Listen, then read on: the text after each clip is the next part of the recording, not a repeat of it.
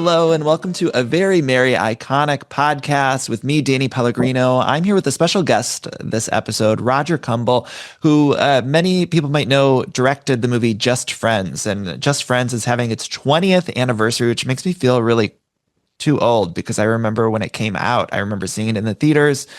And I cannot believe it's been 20 years, but I'm so excited to talk to you, Roger, about this movie, which seemingly has had this other life after it has come out. I'm thrilled. Thank you so much for having me. And if that makes you old, I wonder what that makes me. But yeah, I'm happy to talk about it was one of the better film experiences I ever had. And what's it been like now? This movie seems to, it sort of felt like it had this cult following for so many years. But when it came out, it was, I think, successful, of course, when it came out. But I feel like it's just grown. Right? I didn't go to director jail for that one. No, it was like it did okay. It they could never crack the marketing Right. on it. It's like, do you put him in the fat suit? Do you not put him in the fat suit? So, but yeah, over time, it's as the cast and I like to say, it's aged like a fine box of wine. Right. And Christmas movies, I feel like have this extra sort of life because they replay every year. They do. They do, and that was intentional. When we did it, I was like, this could be a Christmas movie. Wait, so was it not always a Christmas movie, or was it? No. Meaning, like when we were filming it, we weren't thinking it as a Christmas movie, but I was like, this could play in the roster. Well, I have a lot of Just Friends questions for you, but I also just want to mention you have directed two of my other favorite movies of all time, which is another reason why I was so excited to talk to you. Of course, Cruel Intentions, which was I'm gay, and it was a gay awakening for so many of us for so many reasons. But thank you. And then also Sweetest Thing, which with Cameron Diaz, and I loved that movie. So I'll get to some questions about those two as well. Great. But for now, maybe you could just take me through, how did Just Friends come about? How did the whole thing start? It was I was given the script. It was by this producer, Chris Bender, who and the story was a little modeled after his relationship with his wife, Christy Bender. And I think they had a Dusty Dinkelman in real life. So they kind of took a chapter from his story, and this guy, Adam Tex Davis, wrote the script, and I guess he did a couple passes, and it just it came to me from New Line, and I was like, this is, this is funny. And Tex and I, we kind of got together and kind of batted around some other ideas and fleshed out Samantha James. And the next thing you know, like it was like one of these movies where it was kind of put together like Lego. We went, they were going to make it for a certain budget. So they said there's tax credits if you go to Canada, but there's real tax credits if you go to Saskatchewan, Canada. So we were like, great. And that's how we got together with a Canadian financing group and put it together. So did you shoot I rewatched it last night, and you could see breath on the people. You must have shot it when it was cold, right? There was one day where somebody said it was colder than Mars. Oh my gosh. Okay. It was freezing. It was freezing. Fortunately, Ryan is from Canada, so that was every day for him. So was it real snow too, or was? Yeah. Yeah. Oh, great. Yeah. That wasn't a problem. I think that makes a big difference, though, because sometimes I watch these holiday movies, and I'm a holiday movie junkie. I love them. Yeah. No, I know your podcast. Oh, thank you. But oftentimes you can see when it's fake snow versus right. No, this was all real snow. In fact, we had to keep the cameras warm. We had to like bring them inside so they wouldn't freeze. So this, I wondered, how did you settle on the tone? I love that it's such a hard comedy, and obviously I wish we got more of those today because it's so joke heavy. There's physical comedy, there's verbal comedy. I don't know if that's the right term. Yeah. No, I get you. But I wish there were more stuff like that. And sometimes I think with the holiday theme, it can either go one way or another. But so how did you sort of, was the tone already in the script or did you kind of find that along the way? A little, here was a great thing about that. Because we were working in Regina, Saskatchewan, once we cast the film, the actors were up there for like, I don't know, a couple weeks because Ryan also had to do like makeup tests with his high school look. So there was nothing to do. So we would get together every night, the cast and I and Adam, and we would read the script and then we'd kind of workshop it. So it was very much done like I've done plays in the past. And it's rare that you get the whole cast there where we had like 2 weeks of writing it, rewriting it with Adam and the cast. Adam is the writer though. But and I had a front row seat to the genius of Ryan Reynolds, before he became Ryan Reynolds. And it feels, this to me, this performance from him is sort of quintessential Ryan Reynolds. It feels, even rewatching it, I'm like that. And I'm sure he's done other similar work before this, but I always think of this as sort of like that nucleus of when that sort of Ryan Reynolds took over. And of course, now we see that style with his movies like Deadpool and stuff like that. But I always think of Just Friends because it's so Ryan Reynolds. It almost feels like it was tailored for him. Yeah, it was. Yeah, yeah, yeah. I had been a Ryan Reynolds fan forever. I had seen him in his first movie. And then I watched Two Girls and a Guy, and I'm like, there's this guy's got this like Robin Williams kind of brain, and he's gorgeous. Um, so, and he was just, I think he had just finished Amityville Horror or something. So, yeah, but you seen it on his TV show. So I was like, we have to get this guy. He's great. He does one of my favorite sort of styles of comedy is a little throwaway joke where it's like they don't There's sort no of one better in the world than Ryan yeah Reynolds. yeah, and he does that so well, Yeah. and where it's almost like you don't catch it. You're like, what did he say? Did I miss Yeah. that? Yeah. And it's a very smart comedy because you really have to pay attention, and so oftentimes we'll miss a joke, and then something like this is great because you go back and watch it every year, and you're like, oh, I didn't catch that joke. I also think though Anna Faris gives. Truly, I'm not just saying this sounds crazy, but I think like an award-worthy performance here, and as she does in so many of her things. But it's like rewatching it, every single moment with her character on there. It's like you want another moment. You want another moment. She's a supporting cast member, really, to Ryan in this, but it's so brilliant. And I'm curious if you could maybe talk about finding that character and We did audition everybody for that role. like who? Oh wait, can you tell me who?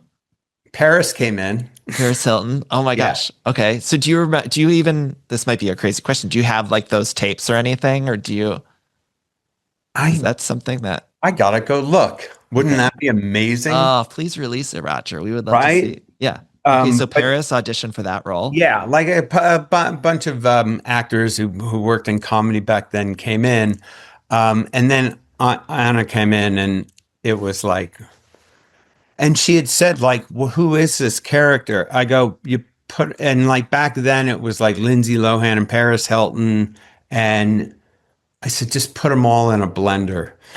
It's your character, but I feel like she's just ADHD to the nth degree, but always kind of with this positivity in a weird way, even when she's angry. I wondered, speaking of tone, I wondered how you sort of found that tone, or when you were shooting it, were there times where you said amp it up or amp it down, or did you just sort of let her go? Yeah. Yeah. Yeah. More. Um, um, That but must have been so was- fun. Oh, it was so great. It was so great. I mean, she's amazing at it, and she like, I think the first, this was 20 years ago. And we had to do a photo shoot with her for the posters. with her with the whipped cream, which was Okay. kind of a nod to Ali Larter in Varsity Blues. yeah, Varsity Blues, but it was just so outrageous and over the top with her with the banana and the fire truck, and it's just all this sexual innuendo. That was one of my questions actually was that photo with the banana, was it photoshopped or was that like a real photo No, shoot? I don't think they had Yeah, photoshopping. yeah. It's a real banana.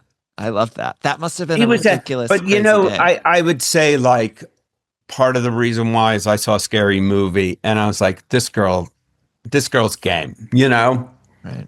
I know. She I she's miss her on screen. I know she's doing I another do scary too. movie, and it's Yeah, I like know. I'm really thrilled about that. I just cannot wait to see her back in like a Yeah. big comedy. Um, Yeah. do you what do you like? Do you like obviously you've worked on so many different things. Do you like a hard comedy better than a dramatic or a thriller, or what do you have a preference? I a good one. Yeah, yeah. Yeah, it's hard. It's really hard. Comedy's gotten, I think, much more challenging. Um, Why do you think? Because of the uh, financial aspect, or because of I think, other? yeah, maybe because of financial aspect is it's comedy plays best in a group. But they're not necessarily going to comedies in theaters as much anymore. That's not to say it won't come back. It hopefully will, and there's some people trying to do that. But yeah, it's a shared experience. So Yeah. you know, I mean, rewatching, I'm like, we need more of this kind of stuff. Especially everyone wants to laugh. I think we need some laughs. I yes, Uh, definitely. it talked to me a little bit more about the casting. You mentioned Paris came in. Were there any other sort of options or of Yeah, course yeah. I uh, will. We had it was going to be oh my God, why am I blanking on everybody's name? I think I read maybe Bradley Cooper at some point Bradley was Cooper. talked Yeah, about. it was Okay. Bradley Cooper. Was going to play Dusty Dingleman, Oh, and he did a great audition. And then we found out that um, Jack and Bobby, the show he was on, wouldn't. They needed us to sign something if he didn't make the return flight. And in Regina, Saskatchewan, in the middle of winter, like the airport was closed like 60% of the time. So we couldn't guarantee it on our budget. So uh, unfortunately, but the good thing is we had Chris Klein, who was so good, right, and that was basically it was less auditions and more like, oh wow, what he did in Election was so great. right.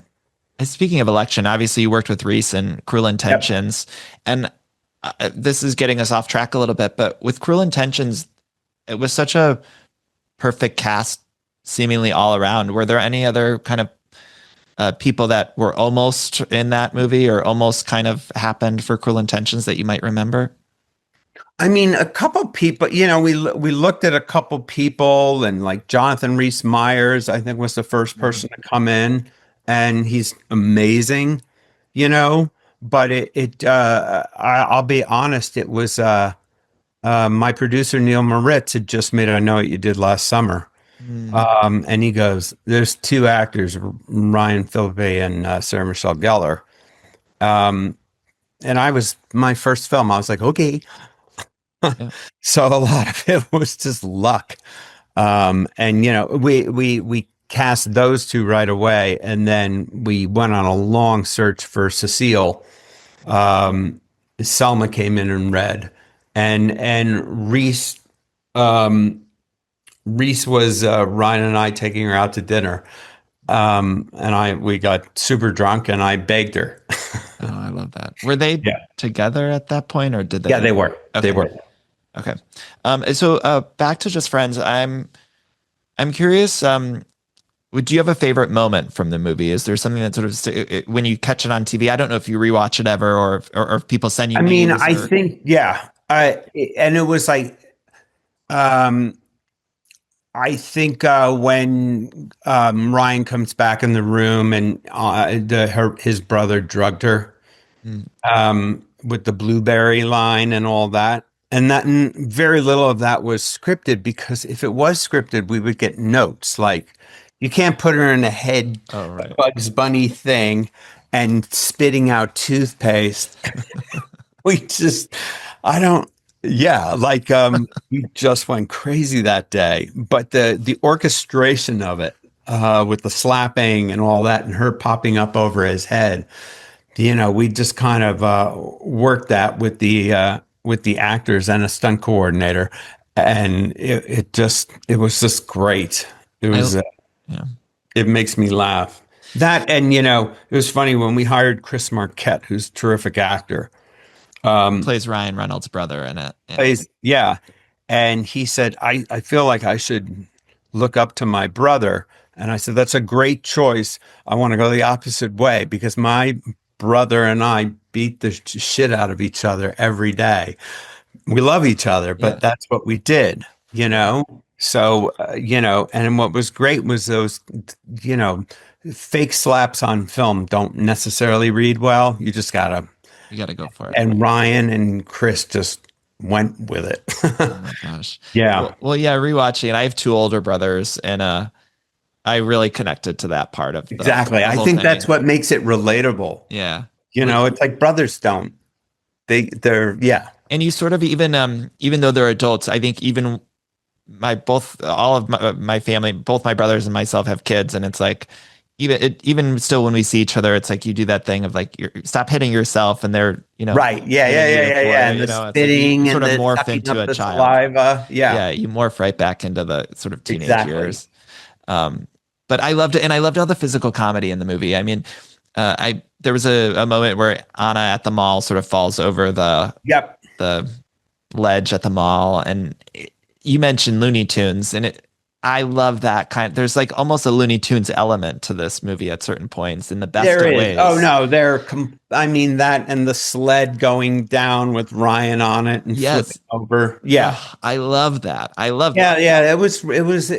We were, a lot of it was, having the support of these producers, Chris Bender, who made like American Pie, and and Jake Weiner was the other producer, and they, they got it. You have to surround yourself with people who get it. I should know this, but it was PG-13, right? Was it? I should have researched this. Well, I wondered at the time because I remember back then there were always movies when they would come out on DVD, which was such a huge market, especially then. It was like it became unrated, and was there ever like an unrated version, or because I feel like it kind of toes that line between PG. I mean, we never did there was never nudity. There was just maybe some foul language, but we didn't necessarily lean on that. So it might have been PG-13. Yeah, it feels like right on the line in the best of ways. Yeah, yeah. Was there anything that was cut that you remember that you kind of wished you didn't have to know? I don't. There was nothing cut. We reshot the ending, and I forgot what the original ending was. Okay, I was going to ask what was the but original? it was. I was all on board. I was leading the charge. So it's literally when Ryan goes home and he sees Samantha at his house. And we rewrote it a number of times. Like, what is he gonna say to get that epiphany? And then she's like, "Oh, the big speech." we're making fun of the moment in the moment. A little meta, but yeah. So like that was redone. Just that area back in LA. I would imagine after both audiences and studio saw it, they were like, more Anna Faris, because everything she does in that movie is so gold. Yeah, it's funny enough. Like it was great. Toby Emmerich was the head of New Line at that moment, and he loved the movie, but I knew they moved us to the Thanksgiving slot, which was like, oh wow, you know. But so they were really supportive. It was a really cool experience, because everybody was like the same age too. Right. I remember when it came out, I was in college and we had a college movie station and they played Just Friends on repeat and we would watch it in the dorm rooms on repeat Oh, because it that's would just awesome. air. It was at Ohio University and there were some movies around that time where it was like everyone loved them and Ryan, I think his movie Waiting, which also Anna Faris was in, it was like a Yeah. restaurant movie Yep. that played on there all the time. But yeah, Just Friends, it was like I just remember watching it thousands of times. Like any dorm room you'd go into would just Right. watch it. Um, Yeah, it's fun. I remember like we went, there was one night where like, oh, let's go to a bar. The cast and I, and then, it was wild because it was like Van Wilder's here because he oh was, yeah. Ryan is a brilliant guy. And we had these lunkheads like wanting to buy him a drink, and it kind of got a little aggressive. So we had to get out of there, because Van Wilder. Oh, that's crazy. Yeah, Has there ever been talk about a sequel? I feel like everything nowadays, it's like there's sequel, reboot. What's going there on? has. There was a couple years ago. It pops up. I, I, I've said like, I wish you guys well. Um, you're not going to get lightning in a bottle twice. Okay. Yeah. Yeah. Maybe, but oof, that's a tough one. It's a tough I one. will say, like Ryan and Amy did a commercial like a year ago, and that was cool. Yeah. You know, I sort of think it's fun when they do the commercial stuff. Like I love it. I bring the love it. characters back because we all kind of recognize it's commercialism, but also gives us a chance to kind of play with the characters again. How did you decide about the Christmas of it all? I mean, there's uh, how much did you sort of decide leaning into Christmas with things like music, set design? I mean, does that make sense of a question? Yeah, no, no, Okay. no. Rob Wilson King was the production designer, and he would always say, "I want to add a little bit of Christmas," and so we were very aware of it. I don't think you know, we didn't think it would replace "It's a Wonderful Life," but But it has for millennials in some yeah, ways. it Yeah. has. I'll take it. I'll take the win. Yeah. But like, and a lot of our money was going to that the big set piece where they blow up all the Christmas decorations. Which I remember, this is very specific, but when Anna says, calls the woman wrinkles, I remember just like laughing so Right, hard at that. And still, I just watched it last night right. and it's like, still gets me. Like, but Oh, we that did. little moment. There are some outtakes. I think there's like a Just Friends blooper reel somewhere Okay. where when they go to the house to find out where Amy is, and the grandma opens the door and she's just whacked at that point. Like I think we had her in Baby Jane makeup and her saying, "I once double teamed Laurel and Hardy." I mean, Jesus. Oh, I love Yeah. it. I love it. Okay. So, is there anything kind of, that you want to say to people who watch this every year or, uh, anything you want to share with them? I'm so grateful and all that stuff, and it's so cool when like looking back that you made a movie that is lasting the test of time, is really good. It was funny, this other thing I'm doing recently. I was like, I need to rewatch The Notebook, which I love. Wait, did you work on the Notebook? I did not. No, no, Okay. no. I didn't. But we kind of, because it was also New Line, we were able to get the footage from The Notebook. So in that scene where it's like, Ryan has to take her to go see Oh, The right. Notebook. Right. Right. So, but that was kind of, I don't know, it was a little interesting. That movie holds up great too. Yeah, I love how they just have you guys have that little layover where they go see the Notebook in the Yeah. film. That's so good. Okay, so I mentioned Cruel Intentions and Ryan Phillippe's butt scene. it has been talked about ad nauseum for Yep. people like myself. Anything you remember about that sort of specifically? No, I was always like a fan. I I like male nudity in movies because I like to go the other direction. So, Hmm. because I'm like, if at least for me and my, I was like, if I see her topless, I'm taken out of the movie. Um, but the guy's butt is still kind of, if we can objectify the guy, I Hmm. think it's kind of, who's going to give me a hard time for that? And Ryan, I think still to this day, I'm on his Instagram. I'm like, geez, I know um, he still looks incredible. he looks It's sick. Yeah. incredible. And, and it was like important to me when I was doing Cruel Intentions that I was like, look, I want him to have a gay best friend, but I don't think he cares. He Hmm. doesn't care. Hmm. If you're in the closet, he'll use it against you, the character Sebastian. But with Josh Jackson, it's his friend, Oh, his that's interesting. friend. Yeah. And it was nice that we got some like nice shout outs about, this is our little kind of way of saying get over it. Yeah.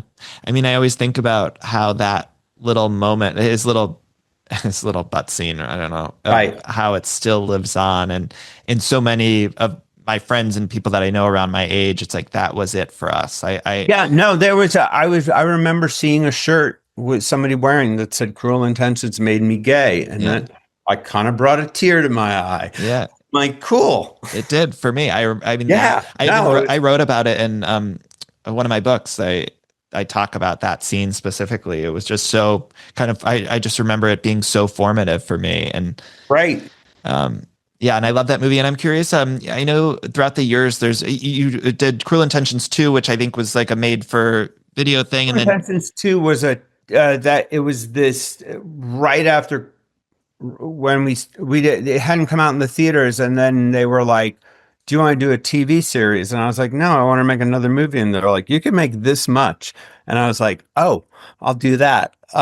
So we shot that, and I hadn't worked in TV, and we shot this pilot, and we found Amy Adams out here. It was her first Mhm. job in LA.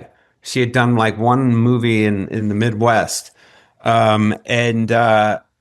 And we made it, the tone was pretty similar. And what happened, we got picked up. I didn't know how hard this was. So we shot 2 episodes. And then the story is that Rupert Murdoch's wife at the time saw the pilot, and she's like, this is disgusting. And it was canceled the next day. Oh my So, God. and I was like, this is bummer. But we had done 2 episodes, so I'm like, why don't we like wait a month and then get the footage back because it's useless and I can recut it. And I was crazy at the time. I was like, let me shoot like some soft core for like one day, So the scene with him and the 2 twins, I don't know. My kids feel shame. Yeah, it's But okay. yeah, so that was Manchester Prep, and then became Cruel Intentions 2. And then yeah, and then I got involved with the pilot that we did in 2016 with Sarah.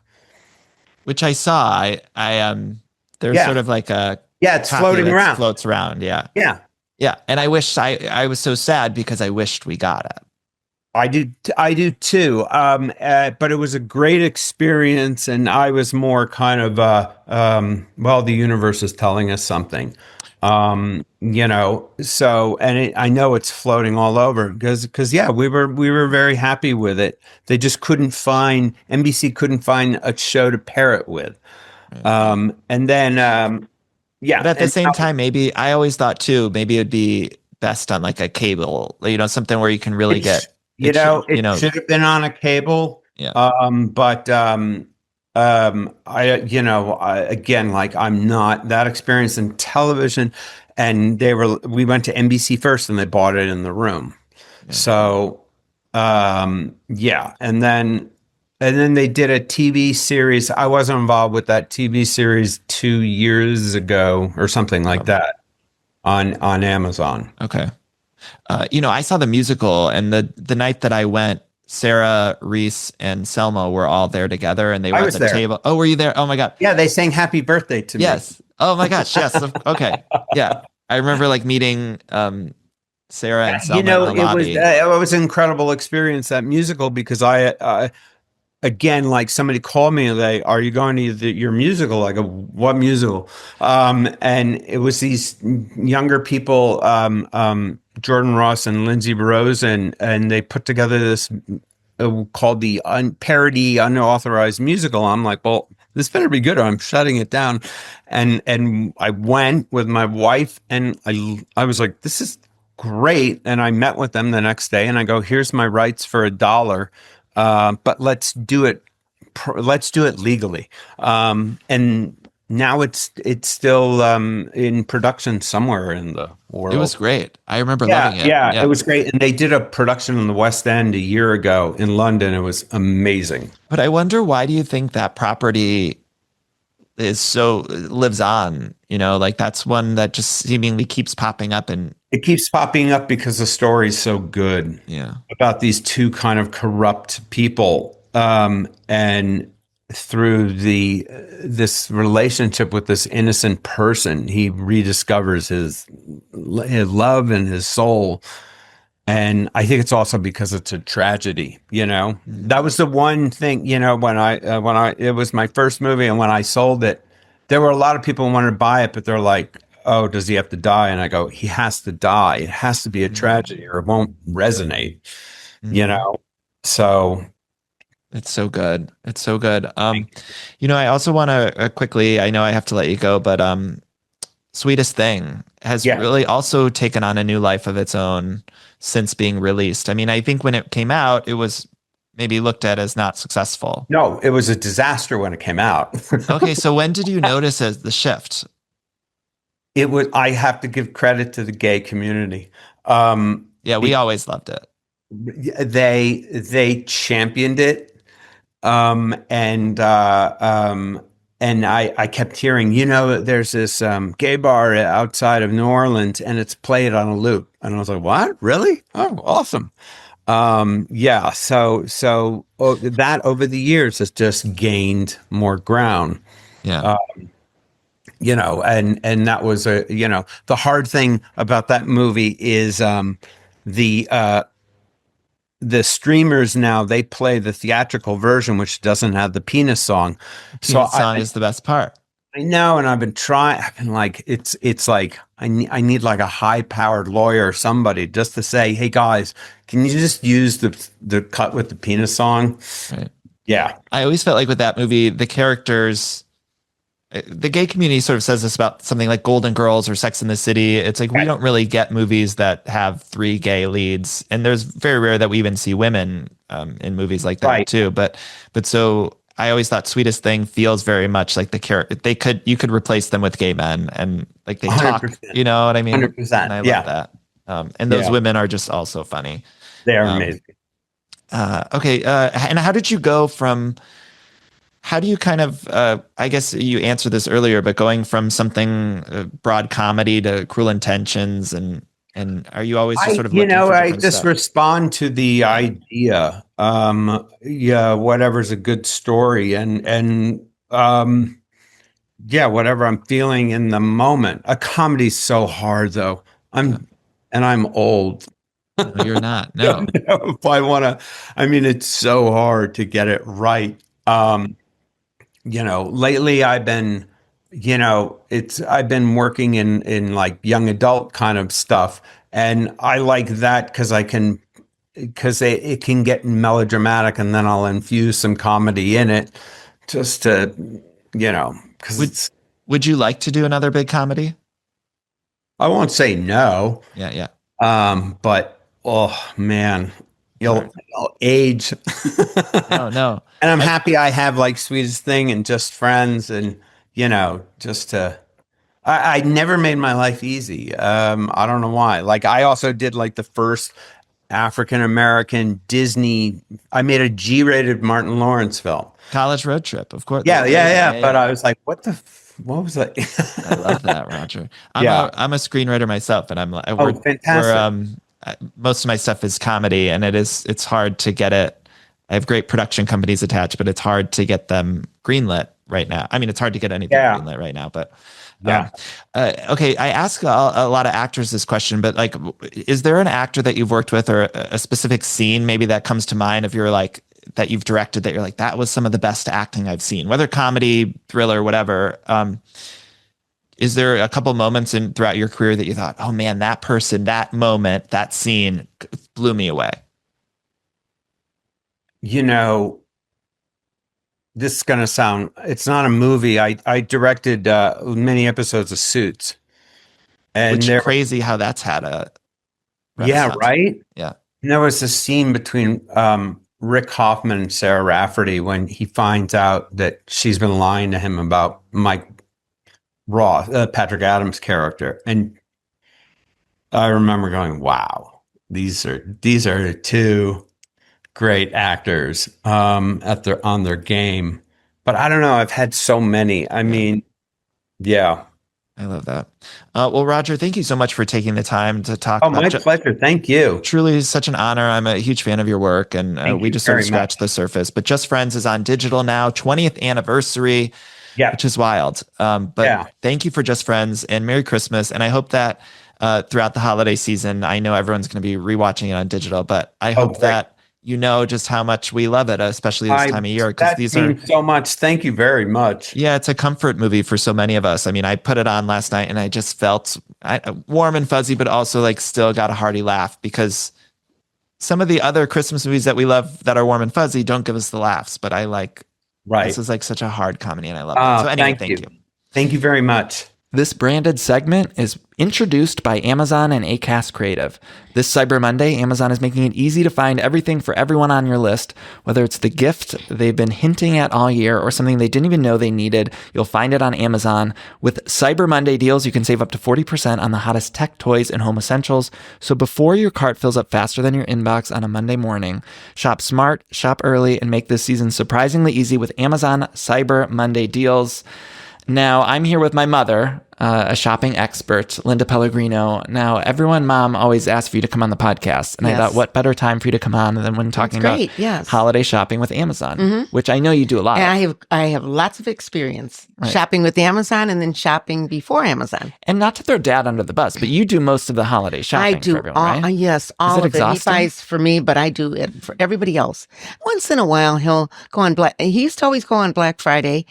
And now he hops online. Get all tools for all. Right. I have 3 sons. He would get tools for all 3 sons, whether they needed it, wanted it, or not. I feel like Dad always gets his tools and batteries. Which is appreciated. Yeah.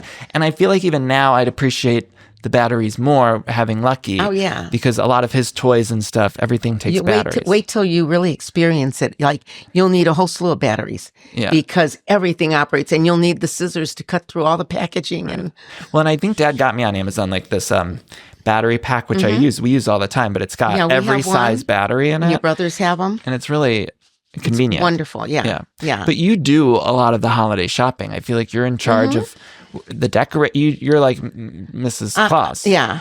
I feel like, and not that Dad wouldn't do it. It's just I've always, and I'm a little bit of a little control freak. A little. So I have to have things done just the way I want them. So he'll want to help. And then I'm like, nope, this is just not working. Yeah. Now, obviously, years ago, a lot of that shopping moved online. Do you feel like it's much easier now to holiday shop? Oh, it's so much easier. And especially for the little ones, all the toys that they know that they want, I can just go on there and pick it out. Or a lot of times they'll be at my house and I just let them pick certain things out. They like to save it. They love to just save it and put it in the cart. And then that makes it so easy. And with Prime, I get it right away. Yeah. So it really does work out well. I know. I think back on some of the times where you got a little nuts. And in my book, The Jolliest Bunch, I told a story about how you were so frustrated one Christmas Eve. You said, I'm going to the corner, Dan. And wait, and don't you remember that, right? Yes. And when I'm out shopping, and especially if you weren't there, I know your brothers remember this, but I called everybody under the sun. Like, I called the boys, like, do you think Danny would like this? I'd call Gary. Do you think Brian would like that? And it was just like they got tired of the phone calls. Or even, so now it's so easy. Now it's so easy. But even shopping with you too, I also remember if we would be out together, you'd say, "Go over there, Dan. Yeah. Go over there," and Yes, so I that did. you could check out.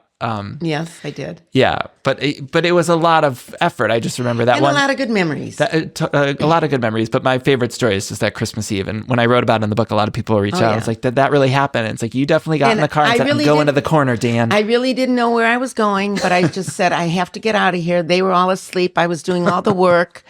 And I just said, Danny happened to pop up or something. And he's like, what are you doing? I said, I'm going. Where are you going? I'm going to the corner.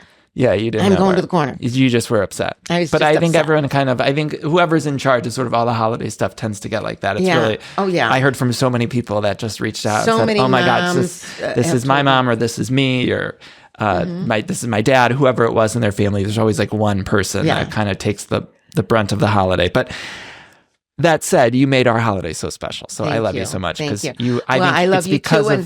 And I did it all with love. Yeah. And it was all for you guys. And just to make our house a home, you know. Aww. It was just, I enjoyed it. Not to get too sweet on you, but I think that's why I love Christmas so much is largely because of you, or all because of you, really. No, and I still love Christmas and stuff, but it does get overwhelming. And now I have such a big bunch to buy for. Well, you know what, Mom? It's been accumulating every year. But that's why Amazon's great. Because that is great, yes. You can get it with them and also on... If you forget anything over Black Friday or over that weekend, you can shop their Cyber Monday deals. Well, Dad and I bet you we do about 70% of our shopping now. We buy all kinds of stuff on Amazon. Yeah. Dad, every time he gets an idea, he's on Amazon and it comes the next day. I'm like, oh, wow. I know. It's like Christmas every time you get a package. Well, thank you, Mom, so much for stopping by and for the love of the holiday season. This message is brought to you by Amazon and Acast Creative. Shop Amazon Cyber Monday deals now and save up to 40% on the gifts everyone wants and the ones that they didn't even know they needed. Love you so much, Danny. I love you. Thank you. Merry Christmas. Merry Christmas.